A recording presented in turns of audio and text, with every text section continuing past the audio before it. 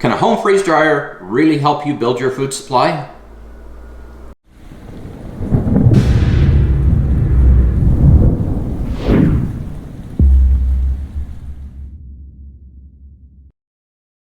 Hi, I'm Jonathan, the Provident Prepper. We just invested in a Harvest Right freeze dryer, and now we're going to see if we made a good decision. The first thing that we needed to do was to find a home for the freeze dryer. To do this, we created a shelf right in the garage, and Ben and I are putting this together right now. The freeze dryer and the compressor are fairly heavy, so we tried to make it fairly stout to make sure they would handle that load. In the back, we had a 2x4 to support that load. In the front, we just added an additional 2x4 to the existing shelf uprights, and that supported the front end of that load. It was really important to me that we put the freeze dryer in a place that was really easy to access. Our house is small, and so we didn't have a lot of room inside for the freeze dryer, so we opted to kick out some of John's tools that he had normally stored here and build this shelf right outside the kitchen door in the garage. And I was so excited the day that it finally arrived. We had to wait for a while because they were back ordered. And we had received instructions that we needed to make sure that we inspected it before we allowed our driver to leave. And everything looked great. We did have one little problem. They did not have the Premier compressor that we had ordered, so they sent us one of the regular ones, and in a few weeks when they get that in, they're just going to go ahead and send us the Premier, which I'm really looking forward to. See you later. And then my two buff men hoisted that freeze dryer and put it right where it needed to go. Harvest Right recommends that you do what they call a burn batch, where you take some bread and you just run it through the cycle to make sure that everything's working okay. But one of the things that this does is that bread absorbs all of the chemical odors and the new car smell from the freeze dryers. So we dutifully ran our first burn batch, and once it was done, we were ready to get freeze drying. Right after getting our new freeze dryer, we found a killer deal on strawberries, and so we stocked up on several cases.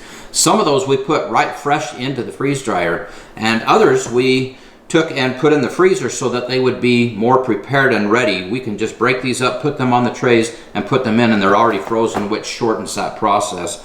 These are, as you can see, these are nice and crisp. They've dried up really nicely, and I look forward to eating these for a long time. Now we're going to put them away for long-term storage.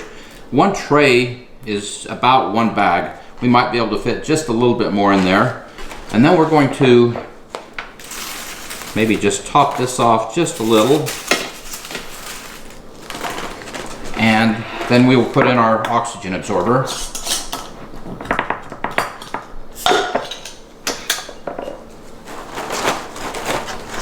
Now, after we open this, we want to make sure we seal this back up as quickly as we can.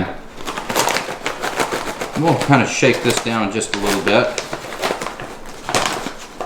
And then we're ready to seal this up.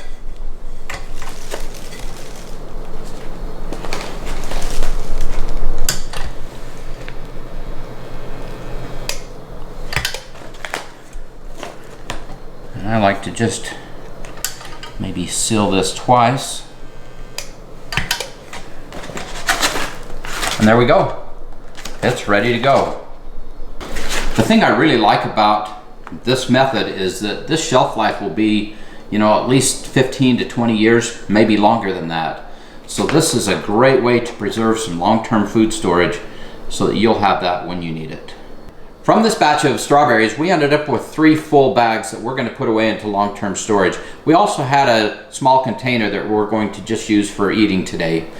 Now you can see this is a pouch that we did a few days ago. You can see that the oxygen absorber has caused that to suck in a little bit.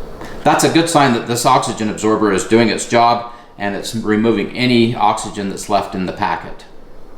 We're excited about the freeze dryer that we just bought, and excited about the things that we're learning and trying. And now for the question of the day. What are your ideas of things that would be fun to try in a freeze dryer? Comment below, and thanks for being part of the solution.